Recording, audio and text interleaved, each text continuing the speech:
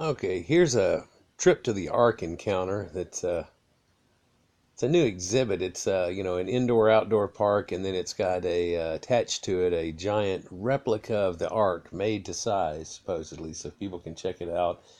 And the original idea was they were going to make something just like what the Ark would be. But from what I hear, they found out that logistically it wouldn't be good for people to even be able to walk through if they attempted to fill it up enough to where they could put the actual animal exhibits that they were supposed to have had in there. And so they just did kind of a mock effort at it and put a lot of exhibit stuff in there. And, what's weird is I just found out from my daughter that they now have come up with a hybrid idea. It's amazing how science keeps getting pulled into the Bible. But here's the hybrid idea, that they didn't need all the birds. They just needed a chicken, of this, and this, because all the other birds would evolve out of that back into what we have today. And the weirdest thing about that, people, is that they're not willing to agree that before the flood, evolution had brought every creature that we now look back in the record and find. But yet, much more rapid evolution has happened since then. But then it got to a certain point and just stopped and slowed down. It was like, okay, I'm good. And that's their explanation. So they didn't need but only I think it's 1,400 species to be able to carry on from it, and then that would fit. Well, somebody that was a military logistics guy said, okay, I'm going to take this battleship that's about the same size, I'm going to gut it out and try to make it, and he couldn't get them all to fit. And then before he had them sectioned off in bovine animals and so on and so on and so on, and he got half of them to fit. And the other guy came in and said, no, I'm going to put the food for the rest of them too. So in putting what would have had to have been taken up just for the food of them, there wouldn't have been able to be in anything except for about 25 species. Now, a lot of those were big, but at the same time, they are creatures that are left on our planet now, and creatures that, if they would have flooded totally, wouldn't have been here unless somebody would have put them on a mountain beforehand or put them in a boat. So it's the ones they like to use. We used them too. Anyhow, check out this. This is pretty neat. No, not that kind of rainstorm. An actual rain. One that did not last for 40 days and 40 nights, which is really good because Ken Ham's ark was looking a little rough around the woodwork, presumably due to the elements, which prompts the question of how Ken's actual ark might have fared on actual seas. But that is another video for another time. Now, I don't know what the crowd normally looks like, but on this rainy Friday, this was the view of the outer parking lot. And this was the lot near the gate. These spaces presumably filled by religious homeschoolers who thought that Ken Ham's Creation Museum was a scientific tour de force. Here's one of the first things I discovered. The ark isn't really an ark. The back half of the structure is actually a building, which is something I don't remember hearing about at all the fundraising press conferences. I walked around the structure, back to the ark side, past the suffocating crowds, and I was joined by my friend and fellow activist Matt Dillahunty, because if you're going to tour the ark, you should do so 2 by 2. There they go. Here's one of the first things I saw inside the exhibit. It was a wood carving. Now, it's hard to make out what's happening. To me, it looks like Dumbledore levitating a tiny, bathtub toy ark while standing next to a snake and a severed leg, with the top of the carving populated with various animals under a giant phoenix. Jesus, I don't know what the hell this is. I don't know what it's supposed to represent. And for the... I think what this is supposed to be, though, here, people, is, see, this is the foot that squishes the head of the snake. So they wanted to have that in there, that this was the whole thing, that it was killing off the rest of the snake. And they almost make it look like an Egyptian hieroglyph, but then they also try to make it look a little bit like a Sumerian thing. They kind of put a little blend on everything, but make it a little too modern. And even the water's carved like an old Greek water. So anyhow. For record, it was one of the more sensible exhibits on display. I saw a bunch of crates. Apparently this is where they keep the Ark of the Covenant. I got to see Bambi while I was there. Now, from this exhibit, we can infer that Noah ran one of the world's first puppy mills. Go ahead, Google puppy mill. Those awful places where breeders keep dogs in tiny cages with various apparatus to deliver food and water. Look it up, and then look at this section of the Ark Encounter. Had Noah built this sucker today, the Humane Society would not be happy. No, probably not. The good news is, at least the Ark was apparently built to code. With sprinklers, in case God decided to punish somebody with fire. Noah's family was there to greet us near the entrance. Now notice the various ethnicities of each of the wives. According to the Ark Encounter, Noah's wife, who did not look 500, was imagined as somebody who might look like the great, etc. grandmother to all of humankind. Just a blend. Japheth's wife was imagined as more European. Green Ham's eyes. wife was more African. And Shem's wife was a mixture of pleasing browns, which might explain several ethnicities. Now you mix None of them together really this look that potpourri separate, of though, traits, and you sprinkle and in that some brown. incest, and voila. Black people, you they made about procreate and half produce the breeds. thousands of ethnic groups that we see on the earth Yeah. today. Thanks, Noah.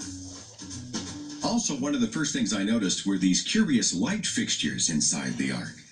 They just struck me. I mean, I don't know, they had a strangely testicular quality. You see what I'm talking about?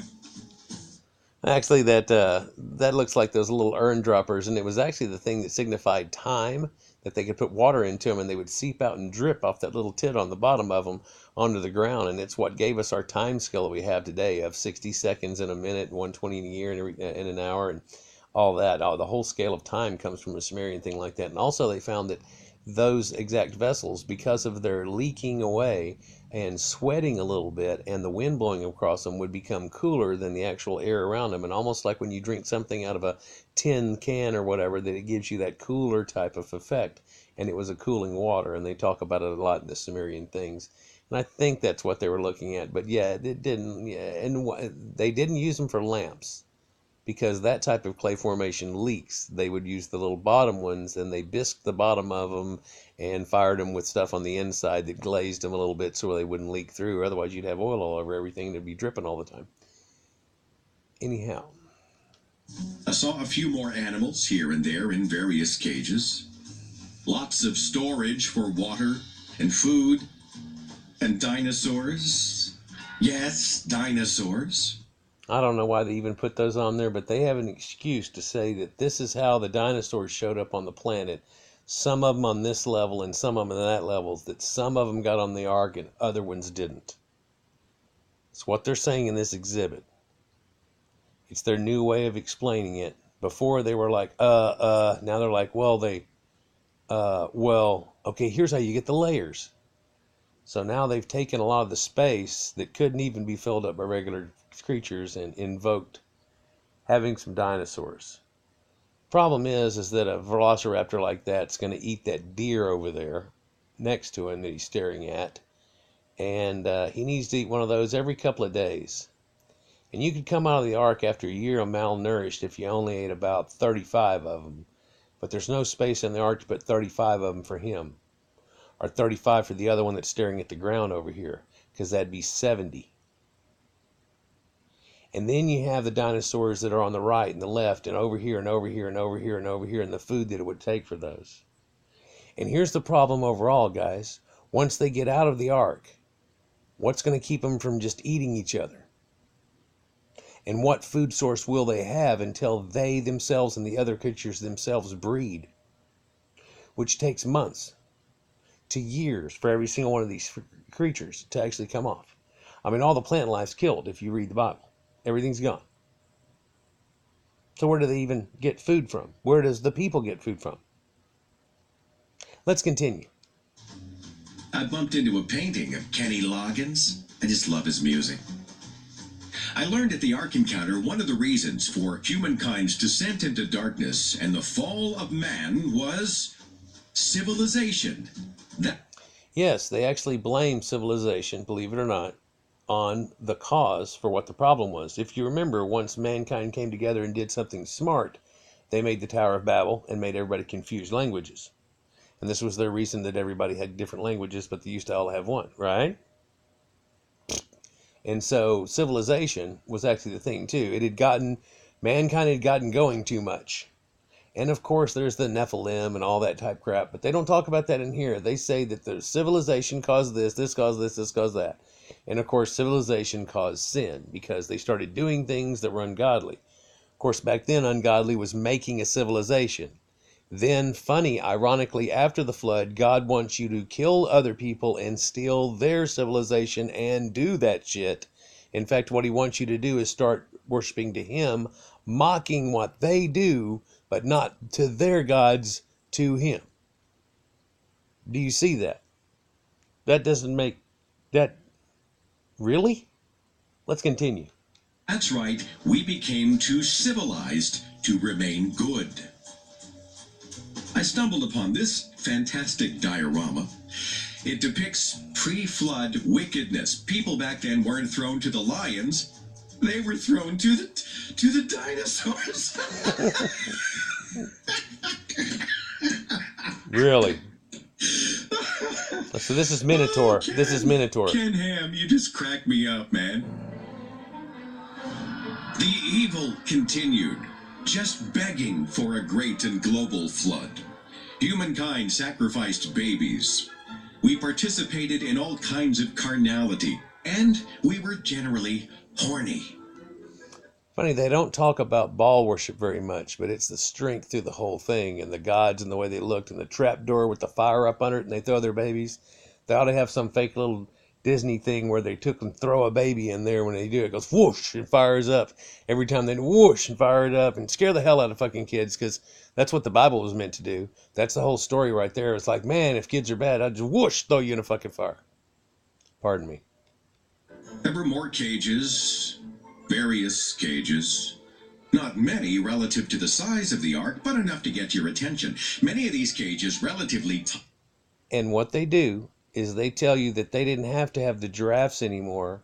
They found their primordial creature to a giraffe that died out 38,000 years ago. Or actually, this is the one before that.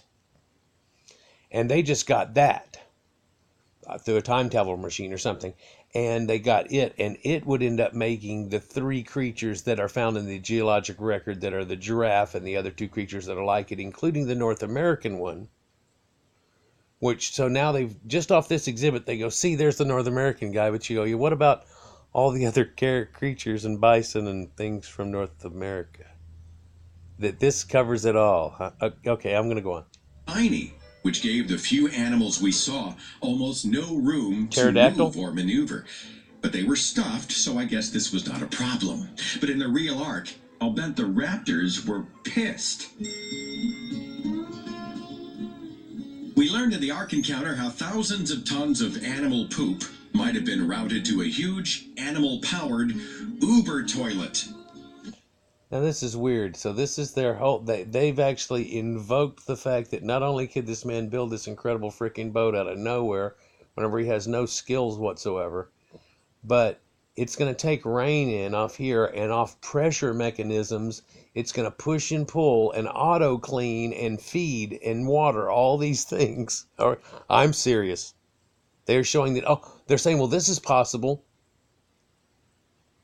And that all their shit would get washed off into a train and drainage system that they claim was much like what was in early Rome. So they could have done it like this in wood 3,000 years before.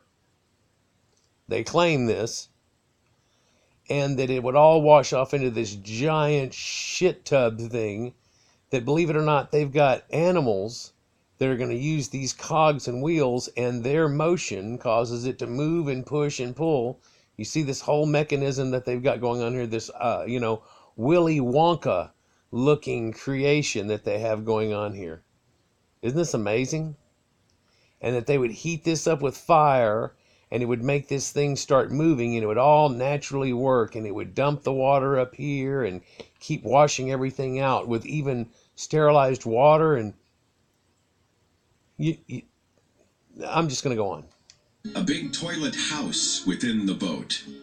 You know, I wonder if they built it with shittim wood. For the kids, they had a section called Fairy Tale Ark. That's kind of funny, because that should have been on the front door. which I thought was redundant. The ark had these various stations for growing vegetation. There were crew quarters for Noah and his family, pretty swank quarters, if I may say. Which is good. They would definitely need to rest, considering that the ark would mean lots and lots of walking through lots and lots of empty space. In truth, not much in the way of animals, just lots of open air, some wood, some pottery, a few stuffed creatures, and tons of guilt. The ark... Yeah, all through here, the Ark exhibit, it's just basically talking about how man's worthless and they're sinful and they're unworthy of anything cool. Of course, Kim Hen doesn't realize that all of the stuff that he used to make the Ark and the exhibits and the internet stuff and the fancy mojo jojo magic that the devil people use nowadays is actually all from that. Encounter is loaded with guilt. Guilt for being born human. Guilt for being so icky and sinful. Guilt for making God angry enough to drown us all in the first place. The Ark encounter certainly was expensive to build. I wonder, how did Noah manage to build an ark with only trees? Yeah, with trees and his stuff and just his couple of kids. I mean, he was supposedly out of nowhere being able to, it doesn't mention God giving him a lot of millions of dollars. A pile of gold or anything along that line. It just says that God told him to build it and he built it. But can you imagine the thoroughfare of having to get all the trees and bring them back and doing any of that work? And that it was just going to be him and his 3 sons. And he was going to do it when he's 500 years old and they're going to do it when they're 100 years old. And tar, while it took Ken Ham over $100 million, a huge construction crew, and state-of-the-art equipment. I wonder what $100 million might have done to help disaster relief victims, or build shelters for the homeless, or feed hungry children, or provide medicines to the sick, or fund cancer research, or provide tangible benefit for any of the countless worthy needs and causes that are supposed to be God's good work. Yeah. That's pretty much it. Some empty space, a few animals, lots of wood, lots of stuff on the walls you're supposed to read. And then here's what happens on each day of Genesis. What's funny is God said, let there be light here, but then right down here on day number 4 is whenever he creates the sun and the light source that possibly could have made the light here. Unless he's got a flashlight in the spaceship. All at an asking price of $40 a ticket, not including the $10 to park. 50. Thou Wow. shalt not steal. My friends, at the end of the tour, I was struck again by the opinion that the Ark encounter is warped, and not because of the rain. It's a bogus story sold to adults and a lie told to children. It's a church masquerading as a Kentucky tourist attraction, and it's a tragic waste of resources. The one upside was this. Inside the Ark encounter, Matt Dillahunty and I discovered one moment of convergence where we and Ken Ham absolutely agree. The placard said, if I can convince you that the flood was not real, then I can convince you that heaven and hell are not real.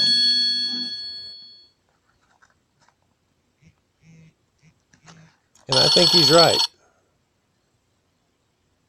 They have this in the exhibit. Hey, Ken, you're absolutely right. I agree too. That placard right there, all it would take is for you to go and look at that placard and say, well, you can go through that place and convince yourself that the flood probably wasn't real. And then I guess that convinces you that heaven and hell are not real either. I appreciate you guys. Give these guys some likes too. They've got some great videos out. I've watched a few of them on each side of them. And actually, I didn't know it was them doing this whenever I found this. It was just me trying to find... I found the thing where they built a Noah's deal, and this says, Atheist Visit. And I clicked on it. So, thank y'all. Enjoy.